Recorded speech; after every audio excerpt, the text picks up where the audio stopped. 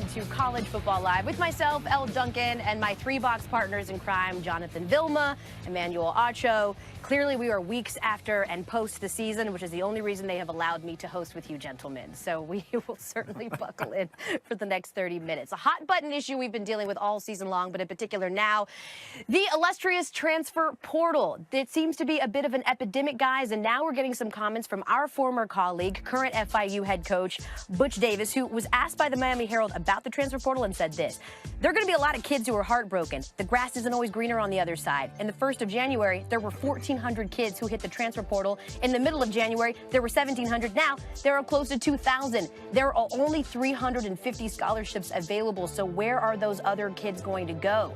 They left a scholarship thinking they were going to get a scholarship. Now they're on the street thinking, uh-oh, and now they can't go back. What he's referring to, and I do want to mention this before I get your thoughts, is the fact that you can enter the transfer portal. You can kind of just dip the toe in the water, see if there's any interest elsewhere, and then go back to your school should you want to. But they can also cancel your scholarship should they want to as well. Do you agree with your former coach, Jonathan Vilma, that this has totally gotten out of control? I do agree. It has gotten out of control. The thing that's most surprising is that the kids are looking for some attention from other schools when you already got that attention from the other schools, and then you chose the school that you went to. Now, I understand if a coach got fired or your position coach got fired, and there may be some things that happen where you want to leave, but most of it boils down to these kids are afraid of competition. That's the fact. You have kids right now that if they don't get their way, they want out, as opposed to fighting through, and making sure that they can find a way to get a spot, get on the playing field, find a way to battle. That's what it's all about. It's about competition. Right now, they're missing that.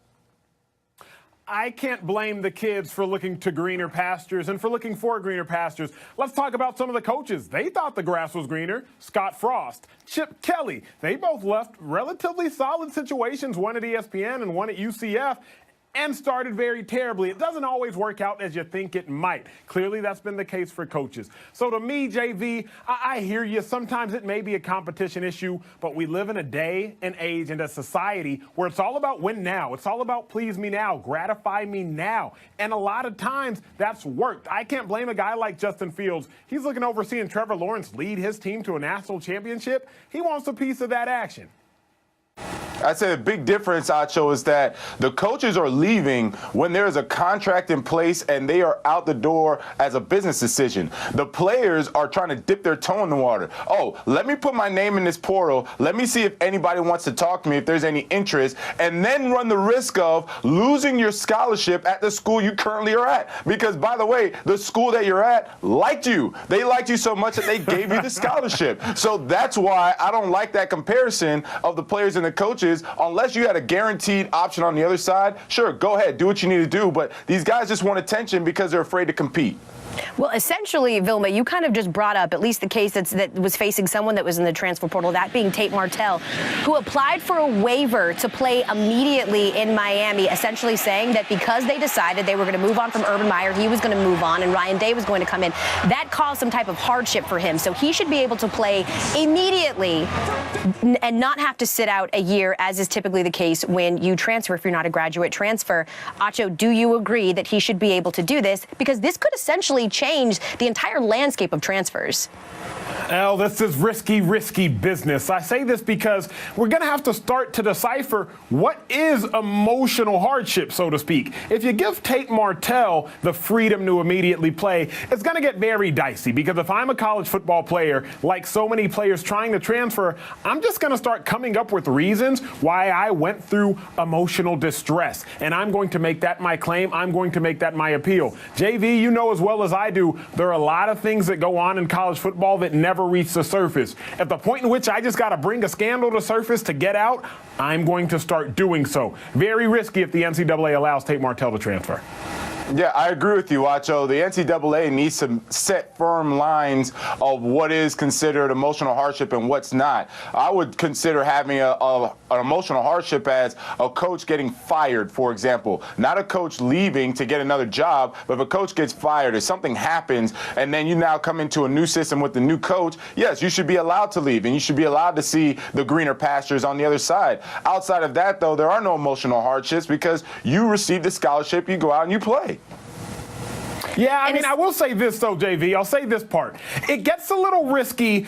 The outcome is the same. Whether a coach gets fired or a coach decides to leave just on a whim, the outcome is the same for the player. If you're being honest, players don't commit to universities. Players commit to coaches. The University of Texas didn't come and sit down in my living room. Mac Brown did. So when I committed to Texas, I wasn't committing for all 40 of the acres. I was committing for Mac Brown. So if he would have up and left, I felt like I deserved the opportunity to up and leave. I understand that the fans think, oh, you're committing to the university. That's false. You're not committing to a university. You're committing to a coach, a coordinator, and maybe a position coach. That's just what it is for the majority of athletes these days. And Acho, that's fair, but at the same time, it's not exactly like Ryan Day was an outside hire. If we're referring only to the Tate Martell case, let's be clear. He wants to leave because he knows Justin Fields is coming. And back to Vilma's point, he doesn't want to compete for the starting job. He wants to go somewhere where he is assured to get the starting role, like Miami. So this is a slippery slope, no?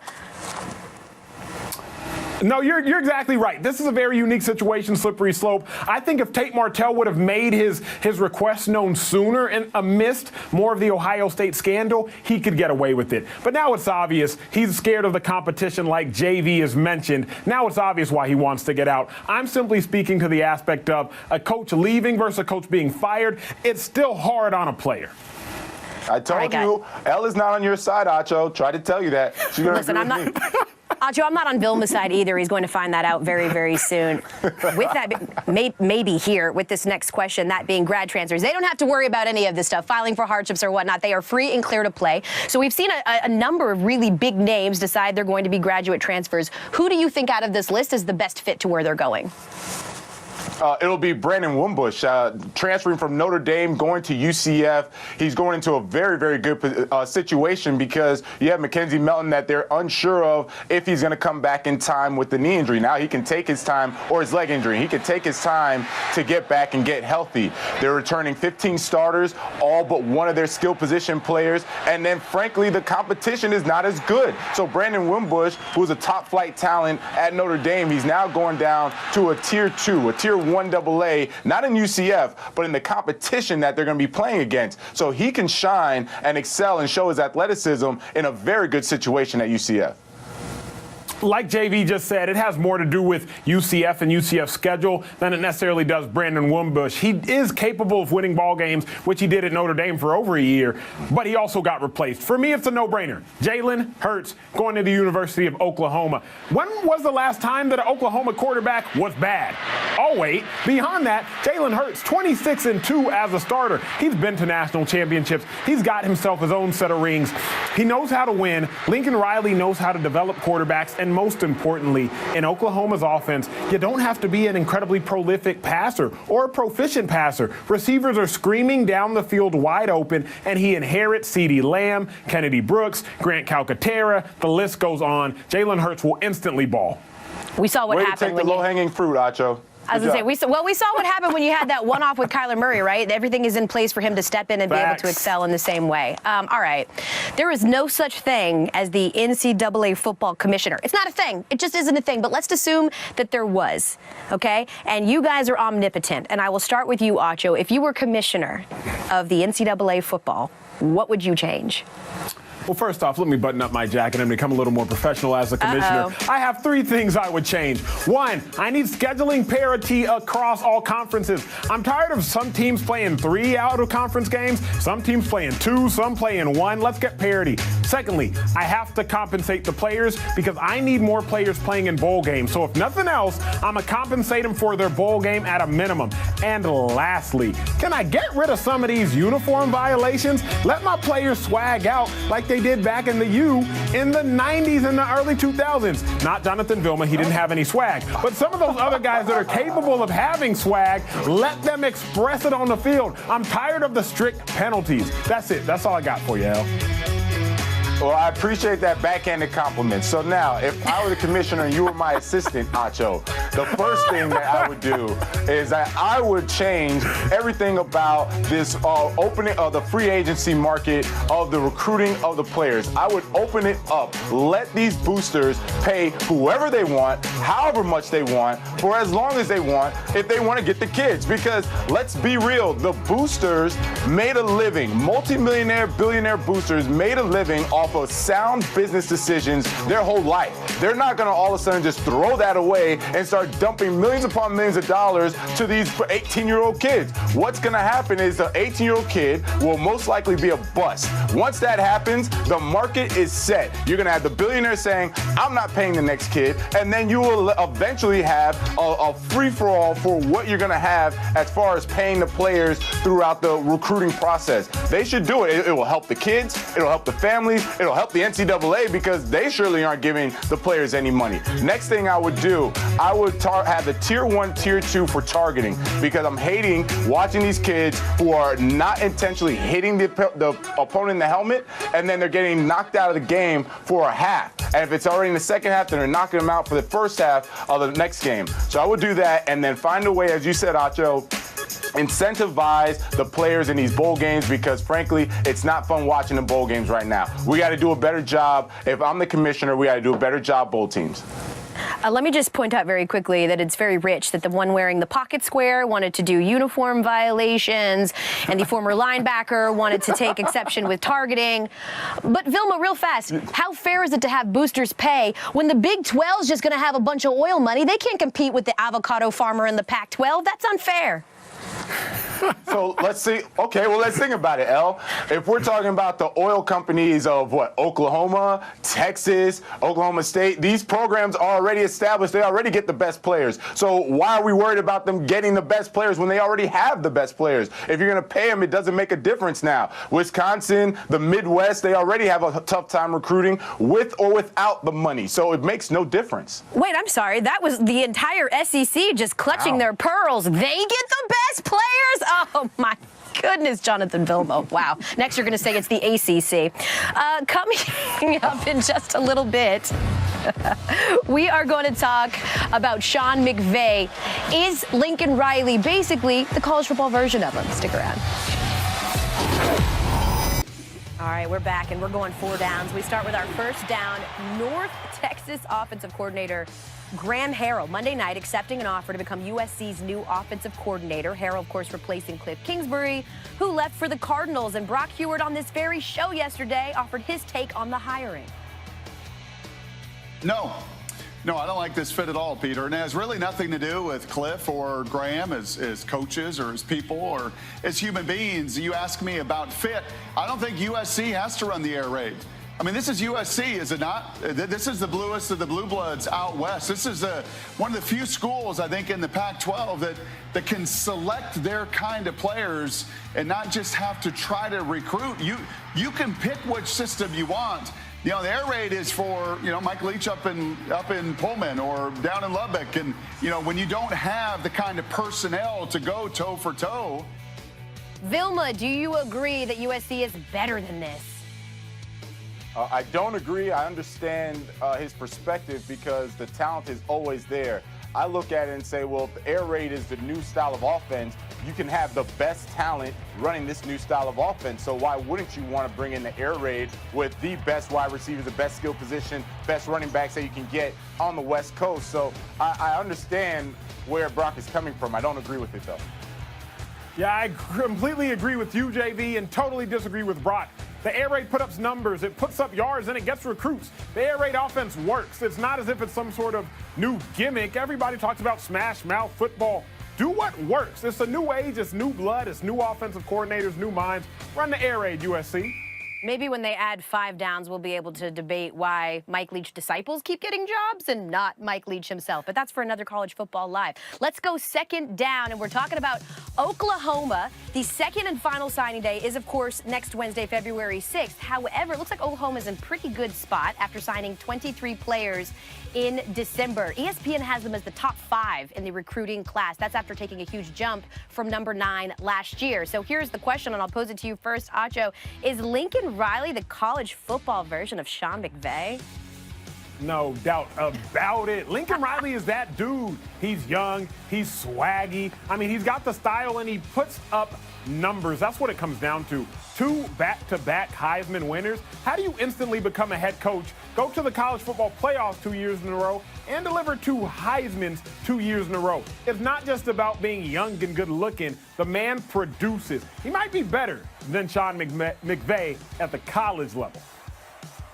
I have no idea what you're talking about right now, Acho, because Lincoln Riley doesn't have defense. You're a linebacker. How do you sit here and say that Sean McVay and Lincoln Riley are comparable? Sean McVay has one of the best defenses and surround himself with the best coaches as well as the best talent. How in the world can you compare the two? Until Lincoln Riley gets a defense, you cannot compare him to Sean McVay. Tell Lincoln Riley get free agency first. Lincoln Riley was at a Justin Timberlake concert the other day, and Justin Timberlake yelled out Boomer Sooner. So basically, Lincoln Riley is the Beyonce of college football. Next, it's perfect that this is 3rd down, which is perfect territory for running backs. And that's because this Super Bowl is going to feature 2 of the most fantastic running backs in UGA history, that being Todd Gurley and Sony Michel. Todd asked about UGA and its legacy as RBU this week at Media Day. I think Georgia's RBU. Yeah, it's been RBU. Since when?